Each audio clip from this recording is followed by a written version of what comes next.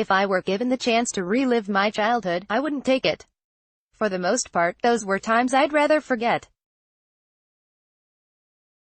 I didn't get along well in school, and family life was less than ideal. About the only thing I liked about the 70s and 80s was the rock and roll music. As a kid growing up in Miami, I had an Asian look about me, even though I was of Hispanic descent. Many of the kids in school asked me if I was Chinese, some called me a stupid chink, and a few just beat me up. Things at home weren't much easier. My parents divorced when I was in grade school. I lived with my mom and 3 sisters, all older and bigger than me. There were the usual sibling rivalries. So, at school I got beat up by the boys, and at home I got beat up by the girls. I hardly had any friends. Anybody I associated with was just as much a misfit as I was. I spent most of my free time either with my head in a book or riding my bike around the neighborhood. High school was torture. I was shy, unattractive, and underdeveloped. And though I was small for my age, the hormones still surged through my body. Like any other teenage boy, I wanted to be at least noticed by the girls, but it seemed like every girl was out of my league. My whole existence could be described in 2 words: inadequate and lonely.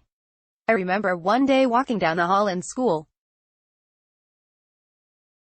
I was so tense that I couldn't seem to walk straight. I felt like I was a prisoner in my own body and mind. There was me, and then the rest of the world. Things didn't get any better as I got older. Depression began to set in. I tried alcohol for a few years, but that only made things worse. I became even more isolated. At 22, it seemed like my life was coming to an end. I didn't know what to do. I always resisted help because I thought nobody could possibly understand what I was going through. I was wrong. I found a group of people who knew exactly how I felt. How did I know? They told me about their feelings of inadequacy and loneliness, even though I never told them how I felt. They offered to help me. One guy in particular, Steve, told me that I could be free from the bondage of self, and that he would show me the way.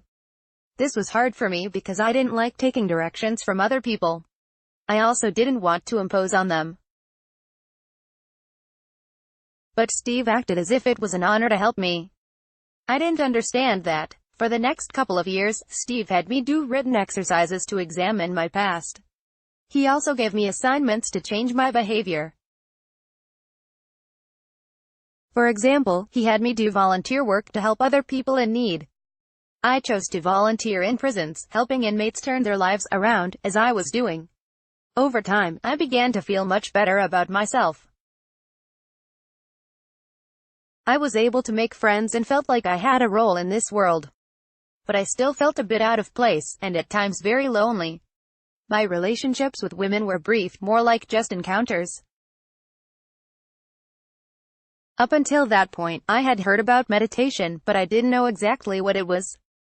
I intuitively discovered that I could relieve stress by going to the park, sitting quietly, and contemplating the things that were happening in my life. I would also take time before work and sit for a few minutes before I started working at the computer. I was self-employed at the time, selling long-distance calling services over the internet. One spring day in 1996, as I sat quietly at my desk having my morning cup of coffee, I suddenly found myself immersed in what seemed like pure consciousness. I had the distinct feeling that time had come to a complete stop, and I was seeing the essence of who I really was. I must have been in this state for only a short period of time, as the screensaver on my computer had not yet kicked in. When I returned to normal consciousness, everything looked surreal and I felt completely at peace, as if all my troubles had simply disappeared. All of a sudden, my entire life made complete sense. I realized that I was never lost at all, but that all my painful experiences had served a purpose, to learn an important life lesson. The confusion was gone. I also felt wide awake, as if I had been asleep my whole life. I now had an awareness, or a sense, that I didn't have before, or even know that I could have. It was like I had been blind my whole life, and didn't even know that it was possible to see. I could sense another presence in the room even though I was alone at the time. I kept looking around to see who was there, but I couldn't see anyone, at least not with my eyes. In the weeks that followed, I underwent a dramatic transformation, and many people noticed. They said I looked so peaceful and wanted to know why. I didn't yet know how to explain it to them. I now felt a deep connection with other people. It was as if they were a part of me. When I looked at them, it seemed like I could see deep inside their soul and feel what they were feeling. I could feel their joy and their pain, their confusion and their loneliness. There were many times that it brought tears to my eyes. While I changed in many ways as a result of this experience, I think the most profound change was my ability to see that we're all connected on a deeper level. Interconnectedness was no longer just a concept to me, but rather a reality. Ever since that spring day in 1996, I have never felt alone, regardless of who was or wasn't in my life, because no matter how far apart I may be from other people, I can always feel them in my heart. I have meditation to thank for that. How meditation can help you overcome loneliness. While my experiences may seem unique, other people are learning how to overcome their loneliness through meditation as well, and you can too. Meditation is a lot simpler than many people may think. The way meditation helps you overcome loneliness is by calming your mind and emotions. Then you'll be able to see for yourself how you're connected with other people on a deeper level. Meditation will literally help you expand your awareness.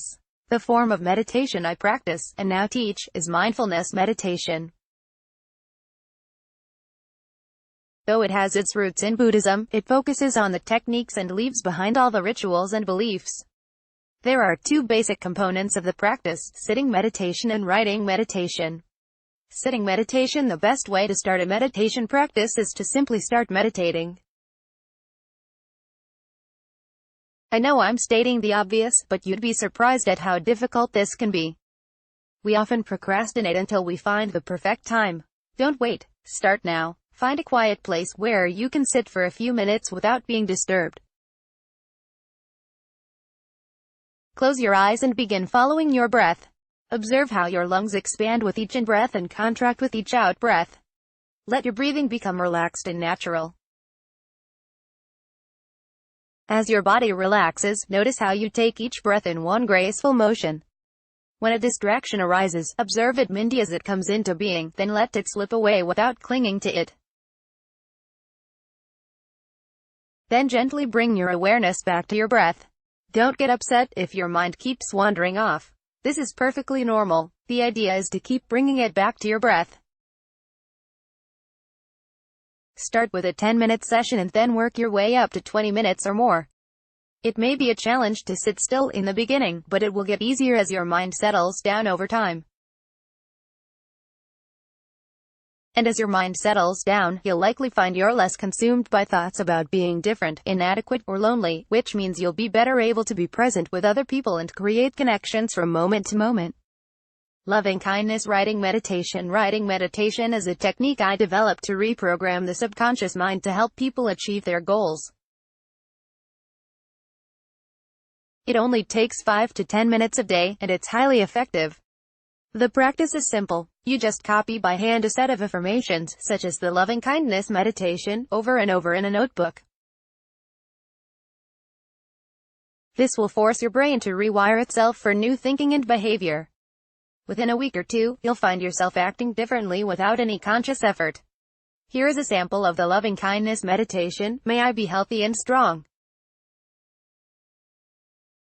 May I be safe and protected. May I be peaceful and free from mental, emotional, and physical suffering. May I be happy and joyful. May I be patient and understanding.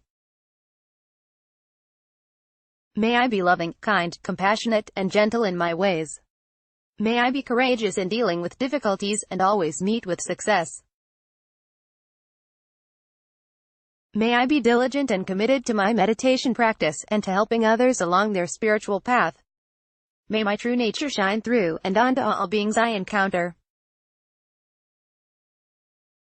After you write this verse, write the same words again, swapping I for every person and living being in my house. Then write it again for every person and living being in your neighborhood, then again for all people and living beings in your city, your country, the whole planet, and the entire universe, for a total of 7 verses. Remember, all you do is copy the meditation in a notebook for 5 to 10 minutes a day. It doesn't matter how far you get. The next day, just pick up where you left off. You don't even need a quiet time or place to do it. It's that simple. The purpose of loving kindness meditation is to cultivate unconditional love for all people and living beings. Imagine the impact on your life if you truly lived according